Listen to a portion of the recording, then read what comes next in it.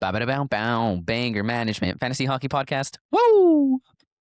Woo! Woo! Very nice.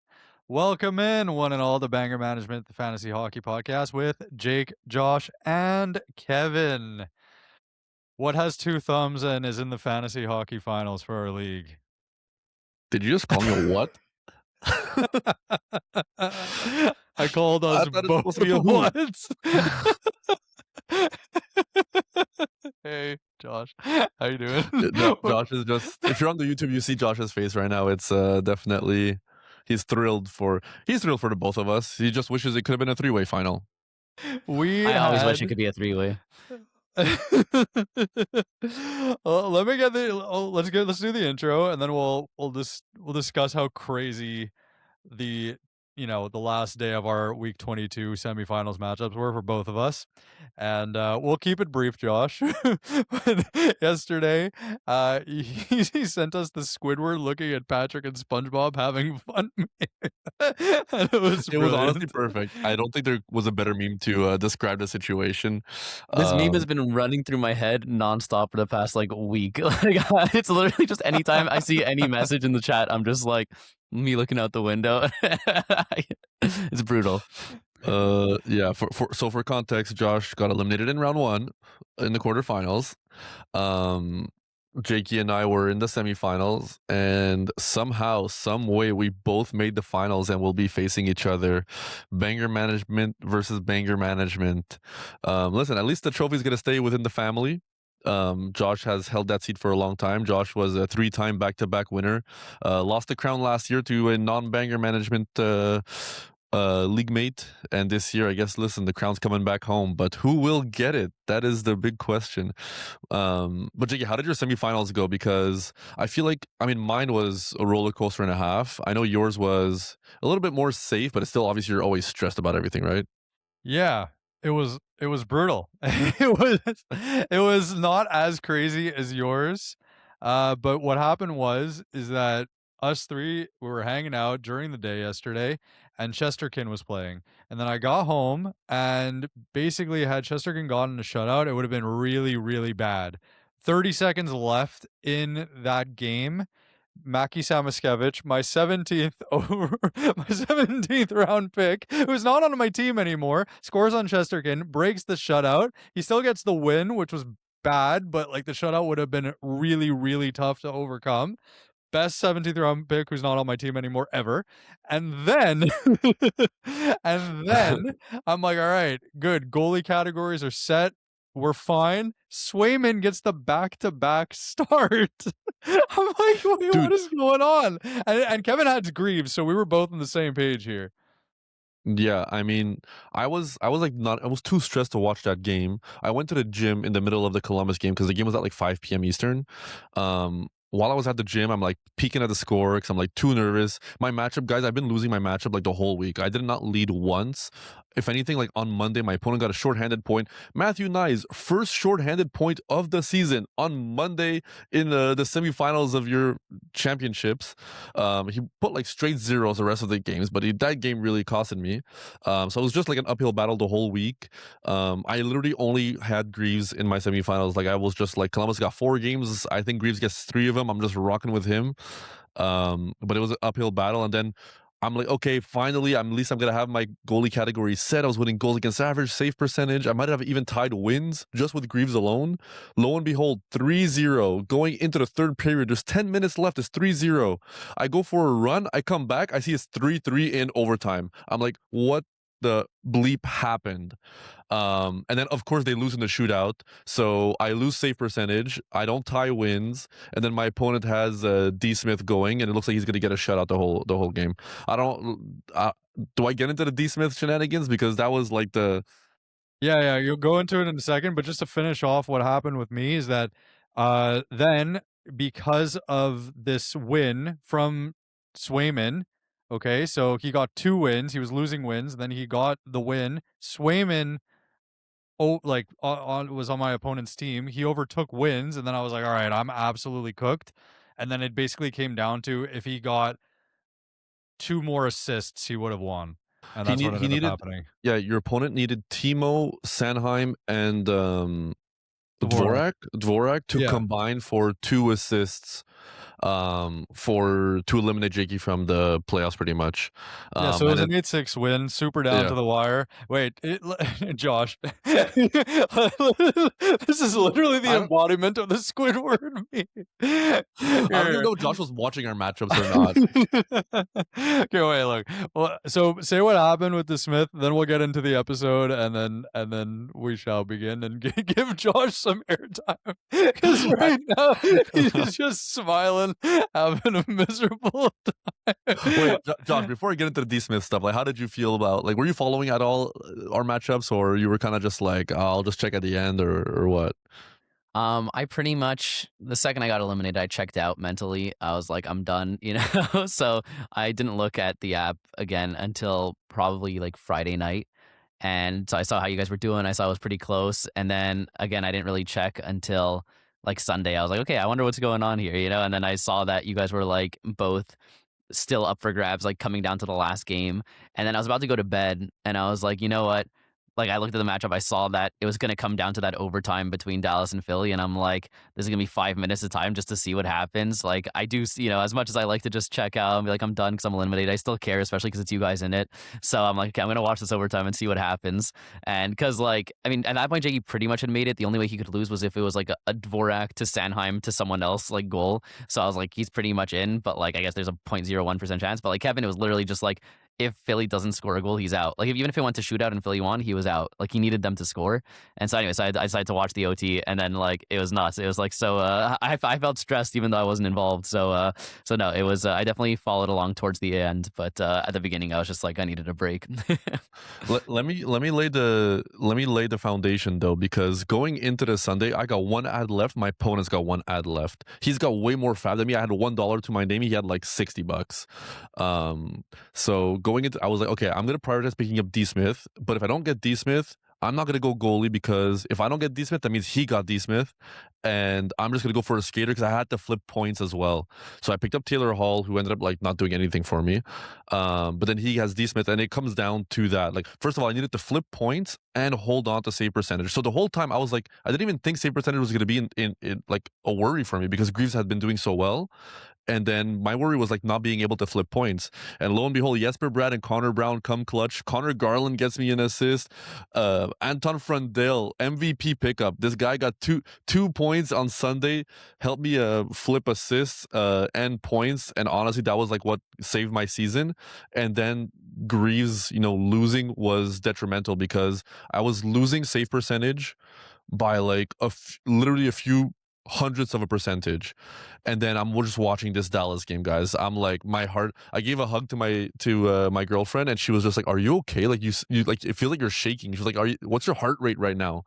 And then we're watching like jury duty on the TV, but I just keep like peeking at my phone and peeking at like the game, because I don't want to watch it. I'm just like, I can't deal with this right now. Like, it's too stressful. But I do have the game on my monitor. I just like keep peeking around when I can. And then like, I thought it was over. 3 minutes left in the game. I just need Philly to score one more goal. It was 1-1, and D Smith my save percentage was 0.917, and his save percentage was 0.918. It was 1-1. I guess, is that a thousandth of I don't know. Anyways, it's a thousandth, right? Anyways, I'm like, I just need them to score one goal. And then 3 minutes left, Philly takes a penalty. And I'm just like, it's a Dallas power play with like less than 3 minutes left in the game. Like, it's literally over. So I don't watch it. Then I peek and I see 30 seconds left in the game. It's going to overtime. I'm like, oh my God. And then that Zegras goal, like, maybe God is real. Like, I am not a religious person, but after last night, I think I am, because whatever fantasy gods are out there, like, somebody was watching over me. I've never seen a more beautiful goal in my life. Trevor Zegras, you are the GOAT. You deserve all the money you're about to get paid by the Flyers. Literally saved my season. My girlfriend took a video of me while I was watching the game. I did not know she was filming me. It would have been really sad if I ended up losing, and that was I had a video of it. But it ended up being really nice. But it literally, my matchup came down to the last play of the entire week, and it was just nuts. I've never felt more stressed in my life. It's funny that you mentioned like your girlfriend filming you and you not like realizing and being like it would have sucked if like I'd lost, because it reminds me of like just the other day I was like looking for a picture of like my baby on my wife's phone, and I just see a picture of me with like my hand in my like head, I like head in my hands, and I'm just Oh like no. looking miserable, and I'm like, what the heck is this? And she's like, oh yeah, when Canada lost in the Olympics, you were like that for like 10 minutes, and so I took a picture. No, you'll never forget that moment. And I'm just like, what kind of psycho? You could have been, see if I'm like doing okay, like see if you could help or whatever. And she just like, nah, I took a picture so I can laugh at it. That's so funny. Oh god. All right. Anyway, yeah. So today, our week 23 news episode. I think this Oh, is that's a what we're record. doing. Yeah, I almost lollygag. forgot. Yeah, this is definitely a record lollygag session, but it needed to be said. I think people wanted the update, to be honest. And now we're playing against each other, me versus Jakey in the finals. Yeah. Yeah, it's gonna be a crazy week. Let's dive into the episode though. Before we do, follow us on Spotify, Apple Podcasts, wherever you get your podcasts. We are there. Subscribe on YouTube if you're watching, and give this video a like. All the socials are in the podcast description, and be sure to join the Discord community. Great place to be. This is the week for many of you. This is the week for me and Kevin. This is the week that Josh has been in many a time as well. The three-peat, the most wins in all of our league's history. So, where we now will have two of the three of us will officially be winners in the league. Yeah, So- I feel like people are shocked that neither Jakey or I have ever won the league. I mean, I finished second numerous times. It's usually either like Josh had that streak, because it's only been like 5 years that we're all in the league together, and Josh won the first 3 years, and I think you beat me in the finals once, you beat Jakey in the finals once, and then Twice. yeah, you beat Jakey in the finals twice. And the year that he beat Jakey in the finals, he beat me in the semifinals. So it was like I had to go through Josh to make the finals. So it was a tough run of years. And then last year I made the finals again versus a non-banger management team, and then they ended up beating me. So like a lot of second places out here, and it feels bad. But now finally in the finals again. I mean, listen, I was there last year. I'm basically the Edmonton Oilers. Just keep getting there and not getting it done. So maybe this is the year. But it'll be fun. The fact that, like, I mean, Jake has been in the league a little bit longer than me. So one Jakey of us is finally recruited gonna get both our of us first to the win. league. Yeah, Jakey yeah, recruited no. us. I'm great at recruiting people who end up beating me. It's fun. It's great. So we'll see if that happens again, or if one of us can be the non-Oilers this year. No shade to Oilers fans, by the way. But yeah, lot of interesting stuff. Two of my players on the injured list, and the mysterious would you rathers to come as well.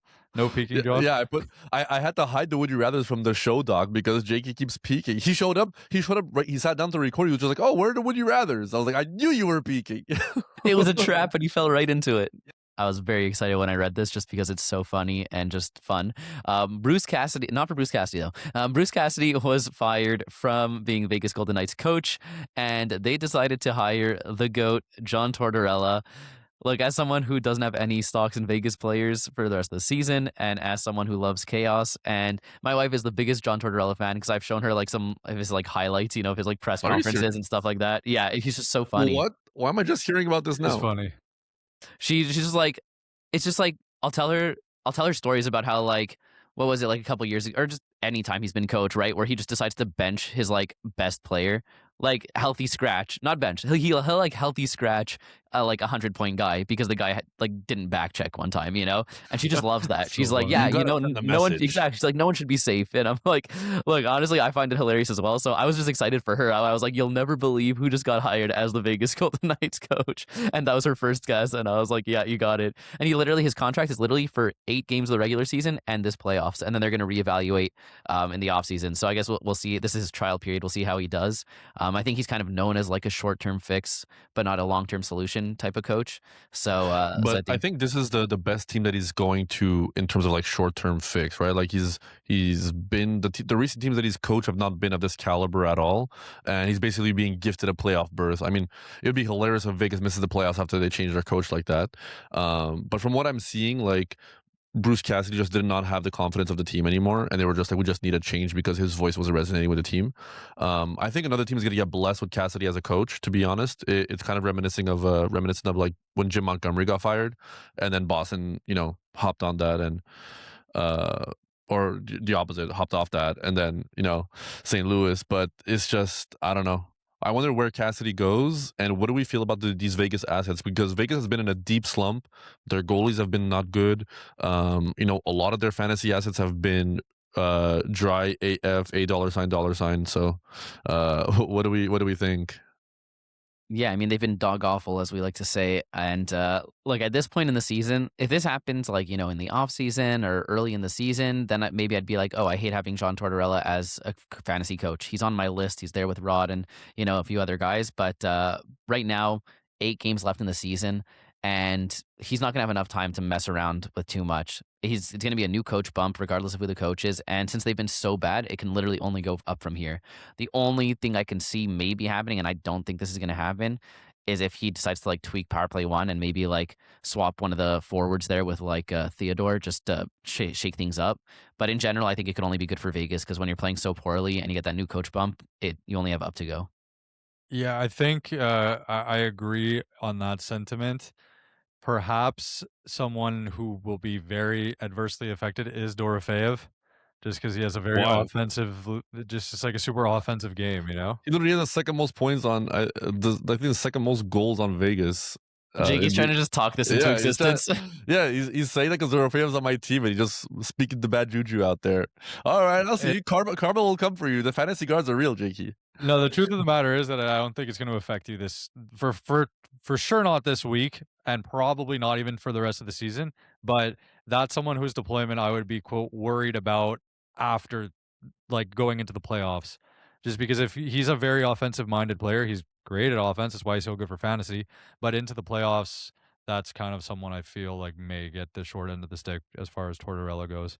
And maybe Marner too. No, Marner's a really good defensive forward, actually. So maybe this will be a boost for him. So, but don't worry, I'm not. No karma coming for me, because I genuinely believe that it's not going to affect him in the very near term. He's great. He's so great. Yeah. Thank you for that. Way better than Protus. Yeah, who's not even on the ice because he's just not a fan of hockey, apparently. But I think the main thing is the goalies. Do you have more trust in the goalies now? Because it's been pretty bad. The percentages have not always been there. They're not winning as many games. We're it's week 23, guys. It's the championship right now. You guys are gonna be listening to this. We're recording this on Monday evening. You guys are gonna be listening to this the Tuesday morning. So how do we feel about the goalie situation? Look, I mean, if you made it at this point in your season, chances are you've probably already dropped Adin Hill, right? The past couple weeks, it's hard to imagine surviving with the numbers he's been putting up. So I guess the bigger question would be, is he worth picking up now that this coaching change has happened?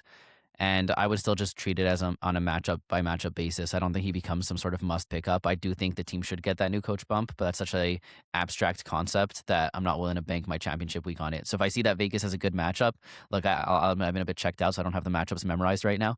But if I see they have a good matchup, I'm happy to pick up a Vegas goalie to take a shot on him. But I'm not just grabbing him for the week or anything like that. The issue is they play tonight, Monday night, versus Vancouver. So it'd be a great stream, and I've recommended some people in the Discord, they were asking, I need a spot start, is it worth picking up? I was like, listen, if you need a spot start and Adin Hill gets confirmed, because as of right now we don't have the confirmation, so it's a 10 p.m. night game. I'm I'd stream Adin Hill against Vancouver, and then with the potential of holding him for the next 2 games in the matchup. For people that have week 24 championships, or the season goes all the way until the end, I think it'll be a relevant name to keep an eye on, just in case the team really turns it around and he's starting to get wins. But for now, I'm like Josh said, it's kind of just a streamer caliber goalie. Yeah, I mean, honestly, I'd stream not prime Jakey against Vancouver. So, I don't really care about the coaching change. I would have streamed him either way. McDavid's not on Vancouver, so how is he going to stop those shots? That's actually very true. Both very valid points. I think this is the latest coaching change that I could remember, maybe ever in NHL history. Didn't the coach get hired right before the playoffs, going into the playoffs? I think I'm thinking of a junior team or something, or a AHL team or something. Anyways, we should probably move on. Yeah, let's move on to the next one, but we'll keep an eye on that because that's really fun. 6K UPL Ukko-Pekka Luukkonen seems to be taking the full-time starter role in Buffalo. Alex Lyon owners can despair, but honestly, after the last 2 weeks, I don't think many Alex Lyon owners are in the finals, unfortunately. Yeah, it seems like, I mean, we were kind of talking about this, or I feel like I've been mentioning this for weeks, being like, I feel like at some point, these playoff-bound teams who have two good goalies that have been going 50-50, they eventually have to pick a guy to be the starter because they're going to need a starter for the playoffs. So I wasn't sure if I was basing that off just logic or if that actually happened in past years and that's what I was basing it off of. But we're seeing it happen now. It seems like 6K is going to, I mean, and also in terms of who it was going to be, we always said they're going to alternate until one of them starts faltering and then they're going to give it to the guy who's playing better. And the last 2 weeks, Lion's been terrible and UPL hasn't. So that's why they're giving it to him. If the numbers were reversed, I think they would have easily given it to Lion.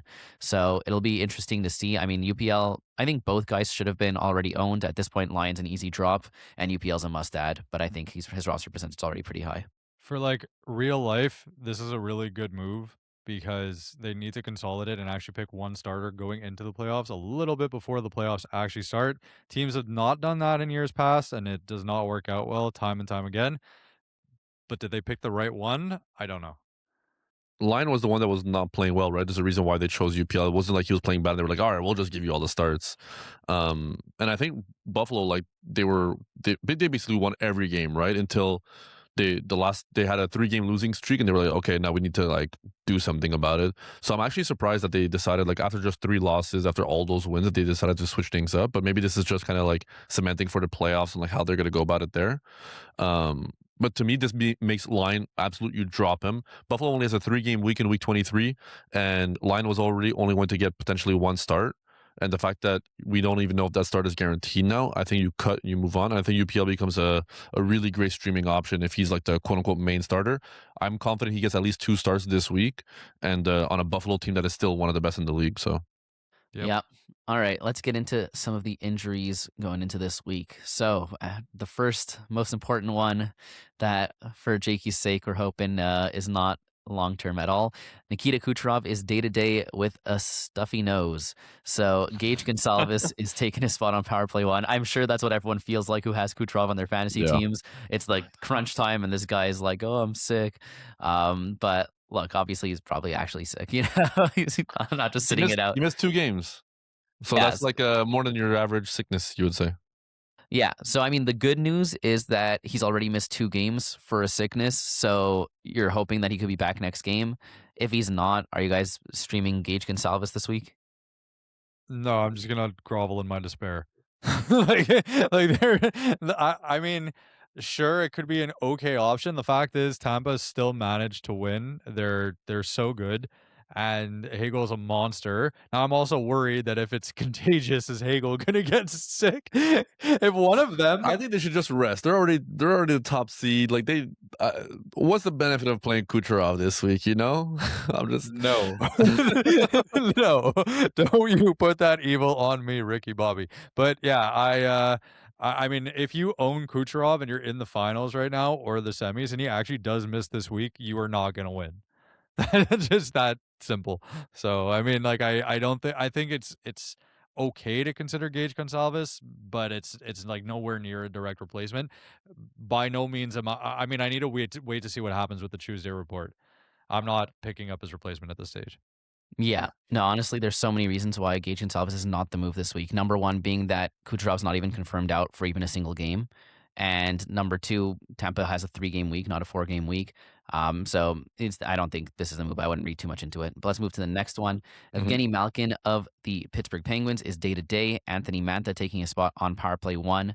I think that's a huge pickup on the 5-game week. We've seen Mantha do well on this spot. I mean, it feels like Pittsburgh's top guys have been injured on and off for the entire season, and Mantha just keeps popping in on that Power Play 1 and killing it every time he has. So 5-game week, which is an insane amount of games, this feels like a no-brainer pickup. I think we already mentioned him in our streamer episode.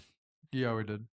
Yeah, and Crosby was also like day to day. He ends up is going to play Monday night. So as we're recording this, he's going to play his game. So you guys listen to this Tuesday morning. Hopefully Crosby had a great game, and hopefully Mantha had a great game, because while he's on that power play one spot, like, he's a very valuable fantasy asset, especially if he ends up getting top 6 deployment as well at 5v5, which usually, I think last I saw, like, when Crosby wasn't sure to play, like, he was line 1 with Raquel.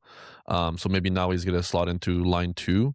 So I really like Mantha a lot. And on a 5-game week, guys, like, there's worse options that you could get than a winger on a top 5 power play unit. Yeah, that feels like a no-brainer. Let's Yeah, go to the only thing I'll add to the Pittsburgh situation, with Malkin and Crosby out, I was really low on their goalies. Now that Crosby's back, even if Malkin's out, like, they could win. It makes both Skinner and Jerry much more viable streaming options, I think. Shilovs. Sorry. Wow. Oh no, not Jari. Yeah. You know what? Now that I just jarring mistake. Now I just made that mistake, and because of how bad Jerry's been and how right we were, and Kevin's uphill battle in the TikTok that turned into like the biggest downhill battle ever, because the results spoke for themselves super quickly. It's Skinner and Shilovs become a lot more interesting, I find, for streaming. I will say there's one thing to mention for the Pittsburgh tandem, is that we saw Skinner start 2 games in a row as well in week 22. Like, he ended up getting the Sunday game as well. So, like, they broke that rotation just like Buffalo did.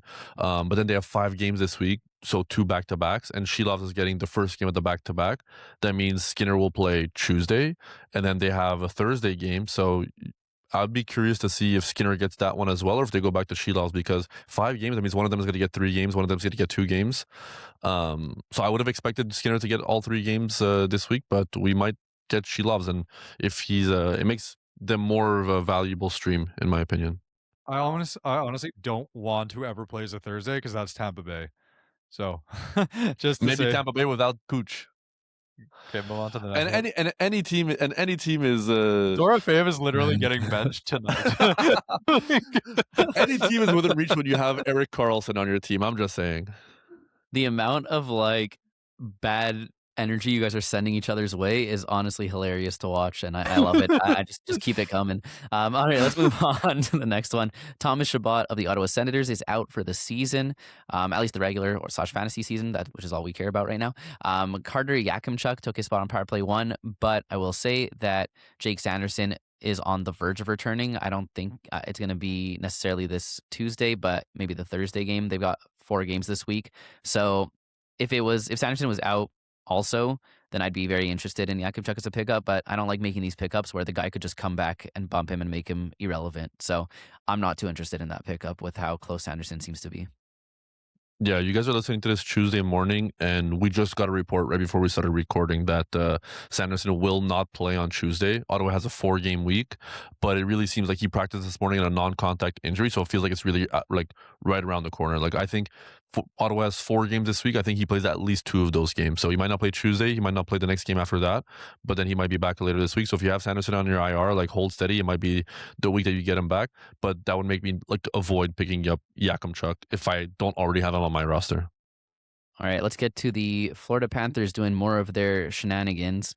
I don't know why it pisses me off so much, honestly. Like, we've seen teams tank year in and year out. It's just like the extent to which they're doing it feels so blatant in your face. Like, at least like have the decency to like pretend you're not tanking. But they like every single player on that team is just getting brought out back in like old Yellard. You know, it's nuts. So it's crazy. So to add on to the already existing list of every single player on that team, Anton Lundell and Sam Bennett. Well, Lundell's out for the season. Sam Bennett's only day-to-day. We'll see what that means in Florida language. That just might mean on deck to be out for the season. And the 2 guys replacing them are Maki Samoskevich and Eetu Luostarinen on power play 1. Fun fact, every time I read Eetu Luostarinen, I just think of Julius Caesar. And I'm always like... There you can think of Listerine. No, I always think of him as first name. I'm always like, Eetu Luostarinen, Eetu. Yeah, I actually like this opportunity for Samoskevich on a 4-game week. You're just saying that because he scored on Igor. Yeah, you're just like so hyped on it. Whatever Fiona gives to Shrek. I think it's like, take this token as my appreciation, whatever, like that to Mackie Samoskevich. This is what I owe him. Best 17th round pick ever. But he actually could succeed with this opportunity, if I'm being honest, because he's really decent with the shots and the hits. The problem is that the Tuesday, Thursday, and Saturday, especially the Thursday, Saturday, are packed. So you probably don't even have an open slot to put him in. But if you do, I don't hate it. And for the shots, hits, and maybe even power play upside. I've been waiting for Mackie to pop off all year. I remember early season, like maybe weeks 2 or 3 or 4, we were saying that he could be like a league winning pickup. Like obviously that didn't pan out that way, but the way he finished off last season, like with the shots hits combo and the fact that he was being given that power play one time, like especially with like Barkov being out for the season, and Kachuk being out for like the start of the season, you thought, okay, maybe there's an avenue here for him to cement a spot on power play one. It just didn't end up happening. For some reason, the coach kind of like flipped the script on how he felt about him. But now we're back in that spot where he's still that shots hits guy who has a 4-game week and is on power play one. I love this as a stream. Obviously, the off nights is a big deal. If you can't play him, then don't pick him up. But if you do happen to have a free spot on those days, then I think you could do a lot worse. I will say though, on Sam Bennett, I don't actually know what his injury is, and the Yahoo update had it as quote unquote personal. So I don't actually know what that means. If it's like a personal I could tell you injury, exactly or what if it it's means. what does it mean? He's having a baby? No, what it means is that Bill Zito came to him and was like, Sam, unfortunately, you improve our team's chances of winning games, and that's not really what we're doing the rest of the season. I got you an all-inclusive pass to Disneyland, but it's the one in France. So see you next season. I did see earlier today that I think Florida has like an 8 to 10% chance of having the number 1 overall pick next year. Isn't that crazy? Like they just won back-to-back Stanley Cups, and then like the fall from grace, like right at the Olympic break, they were like, we might still make the playoffs, and now they're about to get the first overall pick.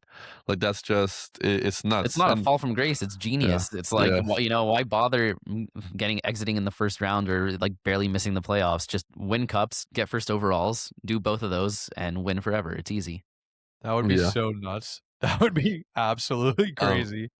I have to ask though, Jakey has Sam Bennett on his team. I had to answer a lot of Sam Bennett questions in the Discord today and this weekend because people are just like, the ambiguity of the situation. Are you willing to cut to move on? Like somebody asked me, do I cut Sam Bennett to pick up like Patrick Kane?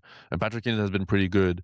And my advice to him was, today we're Monday, and I said I would not cut Sam Bennett just yet. I'd have to wait to see if he's going to play on Tuesday. Because to me, like that feels like a lateral-ish move. Like Kane could be better this week, but your ads in your Week 23 championship are so valuable that I wouldn't want to waste an ad on going from Bennett to Kane if both are going to end up playing. And how the schedule is, like it's so hard to fit games into your lineup already that you're not even maximizing games either. So unless it's like a move to add like a pure off-night guy and you're adding volume to your lineup, I'm still waiting to see official confirmation before making the move on Bennett, because a lot of people had to wait for Monday and be like, if I cut him now, I can get like the Monday Wednesday games. I'm waiting until Tuesday to have an official confirmation before I decide if I'm cutting bait or not. But what do you guys think? Wouldn't you like to know? I mean, in a league as deep as ours, I'm waiting to see. That's basically. I mean, there's nobody all on our waivers, Jakey. That's actually good. That's what you guys think. I have a league-winning pickup in my back pocket, but I'm not going to tell it to either of you unless you give me the right. Unless you give me the right price, I could easily be bribed. But Look, Samoskevich may be like one of the best options, to be fully honest. Like that's kind of where we're at in our league. But if you have a Patrick Kane of the world, available, that I would do that. I have both. You would do that right now? Like it's Monday. Like you want to make sure you have Patrick Kane on your roster. You would make the swap right now? Yeah, I think so. I mean, I think that Kane's been really motivated to play well, and Detroit is still pushing, and they need to push. And I think that even if Bennett does play, let's say you take faceoffs out of the equation, you just have like the shots and hits. Kane could get better shots, power play points, and points. So I'm like, yeah, you're sacrificing the hits, but that's basically it. Yeah, but to me, it's more the opportunity cost of not being able to add influx of games into your matchup this week. Because you're not gaining any gains by doing that, right? You're just kind of like making a lateral move to a different player. That's the only con, I guess. That makes sense, but like, what happens if you wait and then Bennett's out, right? So it is kind of a lateral move that's not gaining you games if Bennett's healthy. but are you willing to take that risk in the finals of your matchup? Like, Yeah, this person also had Connor Brown on their waiver, so I was like, if you miss out on Patrick Kane, like I'd be happy as Connor Brown as my consolation prize, given I waited and was patient to have the extra information. So it always That's depends on fair. what your alternative is. If it's really bad and there's only one guy, maybe you're more likely to make that move. But I think it's worth a conversation because we don't know what's gonna happen with Sam Bennett, and knowing Florida, it feels like all these guys are just dropping like flies and nobody's gonna end up playing. So I don't know. But this one, the fact that we don't know what the injury is, and they were still ambiguous, it makes me think that he's going to play games this week. I just feel like, so the thing is, like, yes, you wait, and then if he doesn't play, you can make the move, but you ended up losing a game in that case because you picked them up after they've already played a game, regardless of whether it's Connor Brown, Patrick Kane, whatever. So it's not necessarily like, I do think Kane's a great pickup for this week, but it's not like I'm like, oh, like it's about missing out on Kane. It's more about missing out on the games played. And even though it's like he could be back next game, and maybe I don't know why I'm so salty with what Florida's doing. Maybe it just feels like it's because it feels so blatant, but I don't think they're rushing anyone back from anything. So if it were me, I would make the move and pick up Kane and just guarantee the 4-game week. And if Bennett comes back, then it is what it is. At worst case, I feel like it's a lateral move. And yes, losing an ad sucks, but I'd rather use an ad to guarantee that I don't have that dead roster spot. But I think it could go either way. There's definitely, if also depends, like, did you already make an ad this week? Like, I'm not using my second of 3 ads on that. But if it's like the first of 3 ads and then you could save 2 more for like later in the week, then I'm okay doing it. We'll move on, but the little asterisk I have to say is like this person's league, it was, and like a lot of leagues out there, it's same day ad. So like he can wait Tuesday to know if he's playing or not, and then make the move Tuesday and it have instant like ramifications for his roster. He doesn't have to make the pickup the night before, like with waivers and stuff. That makes a huge difference. In our league, it's next day, right? So you don't have that flexibility. If it's same day, then yes, I'm so fine with that. And then pick a guy who has the 4-game week but didn't have a game on Monday, like you said. So in that case, I agree. It's more if it's next day. Like I don't want to be stuck holding a guy who's out for a game. Even a single missed game could cost you the championship. All right, let's go to some guys who returned from injuries. We have Mikko Rantanen came back for Dallas, line 1 power play 1, bumping Jamie Benn. Look, you streamed Benn for 2 4-game weeks in the quarters and semifinals on power play 1. Very happy, shake his hand. It was nice doing business with you, and dump him. So you're saying I shouldn't keep Jamie Benn on my championship roster to beat Jakey? I should just cut him? I would cut him unless you have more cuttable players, but I would not have any sort of attachment to him now that he's been demoted from power play 1. All right, fair enough. He was loyal to you, so maybe you should be loyal to him. The mind games. I'll trade Jamie Benn for Sam Bennett. Who says no? I mean, the trade deadline passed, so I'll say no. All right, and then we have Yaroslav Askarov of the San Jose Sharks is back, taking back goalie 1 position from Nedeljkovic. They have a 4-game week. Do you think Askarov gets 3 of the starts? No, I think they split 2-2, and also I'm just very wary of picking up these San Jose goalies because they have not been good for a long period of time, and it looks like San Jose is kind of like falling out of the playoff picture. Of course, they beat Columbus when Elvis was in net to steal points out of Columbus, who's trying to make the playoff push. I mean, they're still in the running, so they're going to try to win every game possible, but it's just, I'm not Askarov. I mean, he's playing today, Monday, so by the time you guys listen to this, you'll know if he got lit up or not. I'm too wary of the situation, and I rode with Askarov for almost the entire year, but I don't want him on my roster during these playoffs. I just think back to like when Askarov was the best goalie in the world, and I was telling you to trade him. And I'm not saying you didn't. You sent out offers. I tried. I know you definitely tried, but I was telling all the I was telling everyone in the Discord. I was telling everyone on the pod. I'm like, you got to trade him. Same with Jakey and Wallstead. Like the lesson here for 0G people is you pick up the great 0G guy and you trade him at his peak for a set guy who you know is going to be great. Even if the guy's underperforming, like that's how you do 0G, in my opinion. Like if it's very, even like a guy like Bussi, who was great for months, has not been great for the playoffs. Like if you could have cashed that in, I just think that in the future, I mean, my plan, I've made it very clear, I'm not drafting any goalies next year. My plan, if I pick up a goalie who is popping off, I'm immediately going to try and trade them. And a lot of times I get burned by that with like my trades where like a guy, like their hot streak lasts longer than I expected. But at the end of the day, it's very rare that they keep it going for the rest of the season. So that's kind of my takeaway from all this. Yep. All right, should we get into the famous or infamous Would You Rathers? I'm really excited to get into this because neither of you have seen them. No peeking, so just pure, genuine, authentic reactions about to happen. So tasty for me. Amaze. All right. Let's get into these would you rathers. As always, 5 would you rathers, one of each position: left wing, right wing, center, defenseman, goalie. I always try to split the difference between Jake and Josh and have them, choose opposite sides of the line for these players that I'm putting out there.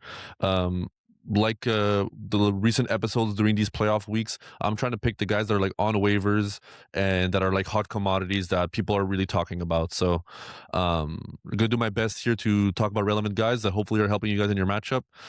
And let's get into it. So for the first one, we're gonna go left wingers. Would you rather rest of season? By rest of season, I mean the rest of your championship week and potentially week 24. Would you rather Dylan Holloway or Pavel Zacha? Pavel Zacha, a second star in the NHL this last week. Dylan Holloway on a Blues team that plays exclusively off nights this week. As you guys are listening to this, they'll have already played on Monday, but rest of week and just in general moving forward, like who do you think is a better player? I just want to start by saying I'd rather both of them over Elias Lindholm. Yes, and you guys need to apologize to me for going Lindholm against Zacha. I already apologized on a previous episode for that. I'm not doing it again. Okay. I mean, for me, this is a no-brainer, but I mean, that's no surprise to anyone. The saying is Holloway all the way. And I've always said that, and I always have, and I always will. And look, what Zacha's been doing is unbelievable. I think he's a fantastic pickup as well, but I just think Holloway's ceiling is so high. Like, when Zacha does it, I'm like, when are the wheels going to fall off? This doesn't make any sense. When Holloway does it, I'm like, yes, this makes sense. He's a fantastic player in a great position. Like, the Cats are amazing. So I don't think that either of them is going to have a bad week. I think they're both going to have a good one. I think the 4 off nights for St. Louis is massive in a week like this with the crazy Thursday-Saturday schedule. And I just believe in Holloway a lot better. I like the shots and hits combo. And points-wise, I see it being similar. The only edge I would give to Zacha is power play points. But I'm still much happier having Holloway. Okay, so I'm on the same page with Holloway, but there is something to this where I actually I think Holloway has an advantage 4 games to 4 games. But when people are listening to this, it's going to be Tuesday, and people are, let's say if you have the chance to have like a day of ad. So let's say this is Tuesday, you're listening to this, and you can only pick for, Wednesday to Sunday, meaning you're getting 3 games out of Holloway, 3 games out of Zacha. The Holloway games are the off nights. I think he is the better because of the shots, hits combo, etc. Other than the power play, it's a no-brainer Holloway to me. But if you have the chance to have an extra game of Zacha, meaning this is like today, and chances if they're both on waivers, because I think they are in some more shallow leagues. I mean, I think I may just get the extra game out of Zacha. Honestly, if you could fit him in your lineup on the games, like on the Tuesday, Saturday, or the Thursday, Saturday, Sunday, Tuesday, Thursday, Saturday, Sunday, versus Holloway, who you definitely can because the Wednesday, Friday, Sunday are not that busy, then yeah, as long as you could fit him and if they're both available, I would take Zacha 4 over Holloway 3. But 3 games to 3 games, I'm going Holloway. Just to note, over the last 30 days, so the last month, Zacha's at 1.38 points per game. Dylan Holloway's at 1.07, which both are really good. Obviously, Zacha's incredible. And Zacha 0.4 power play points. Holloway 0 power play points. So pretty much the main difference is the power play points. If that's important, let's say we're talking Cats, like if that's the cat that you're targeting, then I would go Zacha. Like Jakey said, the extra game, I would 100% go Zacha. Like, I just think that same amount of games and power play points not being the most crucial thing in your matchup, what Holloway brings is more consistent and more valuable. For what it's worth, we took a 2-second break, so that's why if you saw Kevin's glasses on, they weren't on before. You're not hallucinating. Yeah. Ooh. You should just not said anything and see if anyone commented. I had to point it out. I felt all right. So Holloway, Kevin. Yeah, I mean, I love Zacha. I'm a power play SLUT, but to me, the main difference is the off nights. And with how hard it is to fit everybody into your lineup this week, I think the off nights are so valuable because that's basically just like you can have a Holloway plus another player instead of just as Zacha, right? So, if it was, same schedule, same off nights, then I would have gone Zacha.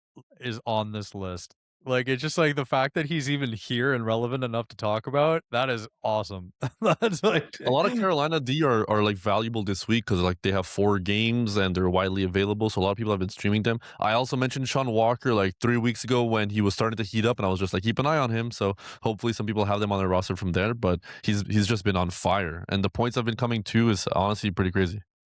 I can't think of a better bangers D over the past few weeks. And yes, I have him. So obviously, like, there's the bias and the extra, care / attention that I've spent to it. But like, I No, didn't even the realize numbers are there. They back you it's up for sure. nuts. Like, this is exactly what you wanted when you drafted Uyghur this year, basically.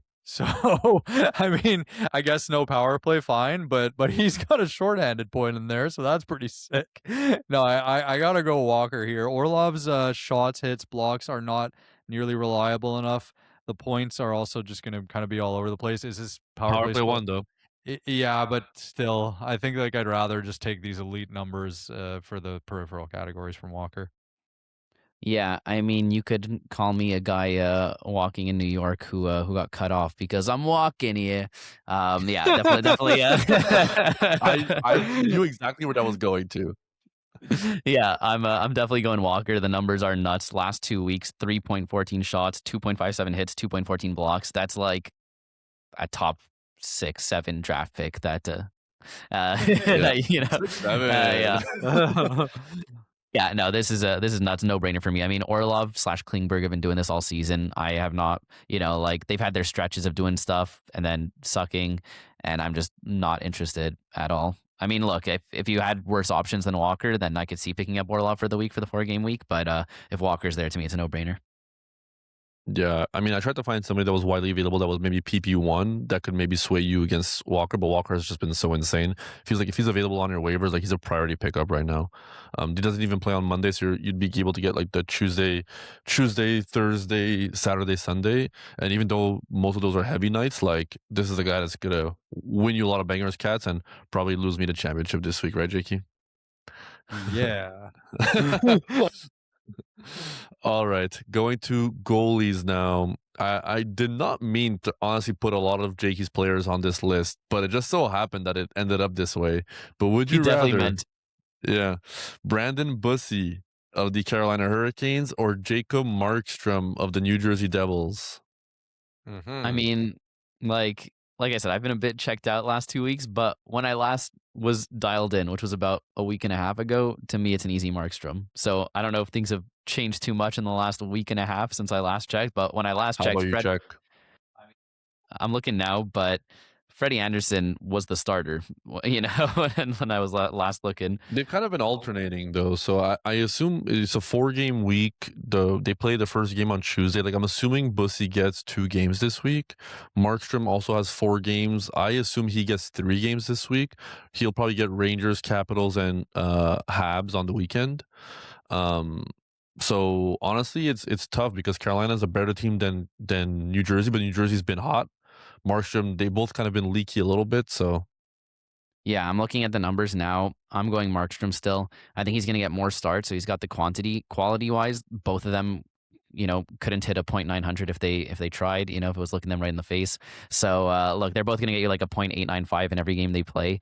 And the thing is that Bussi's also going to get you way fewer shots in the games that he plays because Carolina just lets in so few shots against. So, for me, I'm going Markstrom. And Markstrom, like, it's not going to happen, but literally like a week and a half ago, he was starting back-to-backs, right? Like there is the realm of possibility he gets 4. It's not going to happen because it just doesn't happen, especially with the team that's out of the playoffs. But like he's going to get you so much more quantity, and the quality is so the same for both. And I think that New Jersey has the better matchups this week. So for those reasons, I'm going Markstrom. Yeah, I echo that sentiment, especially because of the matchups. And I don't know why they're not, okay, playing Brandon more. You mean Brandon Bussi of the Carolina Hurricanes? I couldn't say the sentence that I was originally gonna say, but, anyway, all this to say, like Bussi deserves the lion's share of the starts, and he deserved it. He was way better. He's still way better, and they're just not giving it to him. I don't know It's another question mark for Rod. You need to be a mediocre player looking to revitalize your career. That's what Rod loves. Otherwise, if you're like a prospective superstar, if you're a Rantanen, one of the best players in the league, you will not thrive. But if you're like Taylor Hall. Sean Walker, yeah, like these guys thrive. Gostisbehere, you know what I mean? This is where Rod thrives. Now, Bussi, Bussi's a better goalie than Anderson at this point in their careers, and they're still giving it to him. So one, you'll get 3 games out of Markstrom, very likely, as opposed to, I would say 2. I hope. out of Bussi. So that's, you're going to get more volume and the easier opponents 100%. Even though Carolina can win all of those games, especially if they play Bussi in 3 of them. Yeah, I still think like the Markstrom's a better pick. Yeah, I'm also going Markstrom. All right, last one. I'm talking the center position. Now, this one I kind of changed a lot. I wanted to talk. I feel like centers always have some spicy names, so I try to make it a special one. But would you rather from the best team in the league, the Chicago Blackhawks, Anton Frondell? I mean, listen, he's not maybe not playing center, but he's center eligible on Yahoo. Would you rather Anton Frondell or Matt Barzal? Who, listen, Frondell doesn't have the best schedule this week, but this new connection with Bedard has been fun. Barzal has been ice cold for a New York Islanders team that is desperate to make the playoffs. People are cutting Barzal going into their championship matchups this week. How do we feel?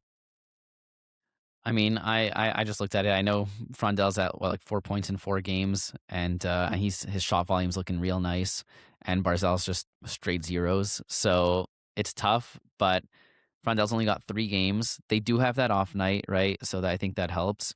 But so does New York, right? I'm very Frondell's got rusty. no off nights. They play Tuesday, Thursday, Saturday. They play only on the heavy nights. Okay, yeah, no, Chicago's off night was last week, but Islanders have the off night, right? Yeah, they have 4 games and they play Monday, Tuesday, and then Friday, Saturday. So they have 1 off night, not including the Monday that is happening as we speak. Yeah, so for me, I'm going Barzal still. I know that Frondell's been hotter, but I think that just the situation of Islanders are desperate to make the playoffs. They've got the 4-game week. They've got the off nights. Barzal is a better player at this point. You know, look, Frondell is a great prospect who hopefully, you know, will have a great career ahead of him. But I just think I got to go with Barzal. If the schedules were flipped, I would go with Frondell. But because of the schedules, and I think like the hot streak is nice, but if he even has like 1 game of zeros, that's like a third of the week, especially because if you can even play him on all those games, I just think that Barzal's upside is just so high with the week that he has ahead of him that even though he's been ice cold, I'd rather just take the chance on the volume. If you can fit him in all of the games, I'm going Frondell.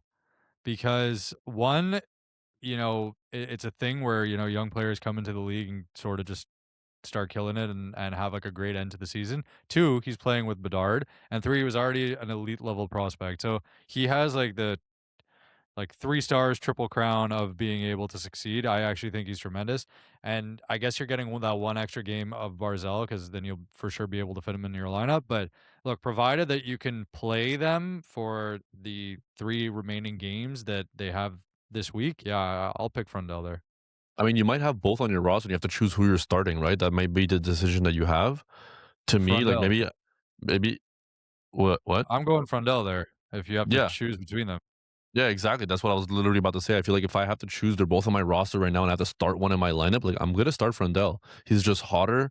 It's more exciting to watch and to have on my fantasy team. And maybe I'm just biased because he, you know, helped me clinch the finals Sunday. But I mean, at this point, you got to ride the guy that's hot, and he's playing on power play 1 with Bedard, and I just it's.